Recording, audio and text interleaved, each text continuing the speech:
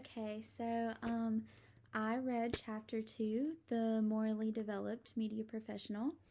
So the chapter kind of starts out discussing how making ethical choices is a skill that you just get better at with age.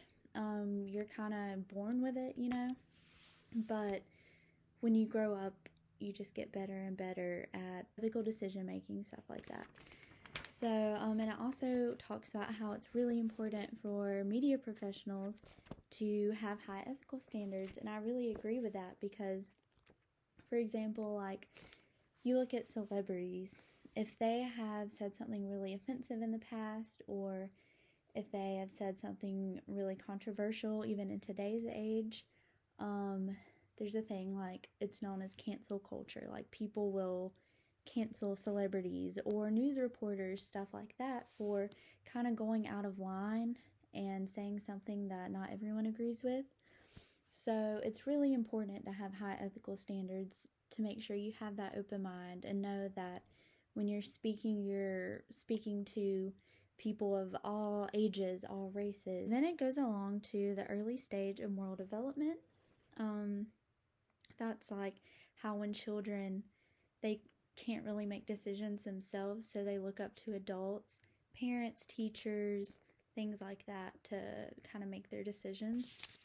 And then the conventional stage of moral development it's in the middle because that's how most people operate. You just kind of conform, like when you're in a classroom setting or if you're in the workplace setting, you kind of conform to how other people act. Kind of like how you wait in line for the self-checkout at Walmart. You don't cut people in line because that would be morally wrong. So then in the later stage of moral development, that's when people need to start making their own decisions of how to act and what to believe in. And that is morally sophisticated decision making. And that takes a lot of time and practice, having different experiences, and pretty much it's just about having an open mind and showing that respect to others. And then, like it says, Perry calls this open-mindedness commitment with uncertainty. So then, moral development and practice. So the story was about Sarah. She was a new journalist, and she moved to a new city to start her job. So she didn't have any friends.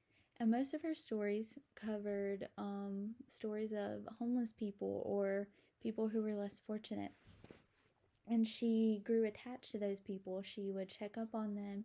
She would do nice things for them, buy them groceries.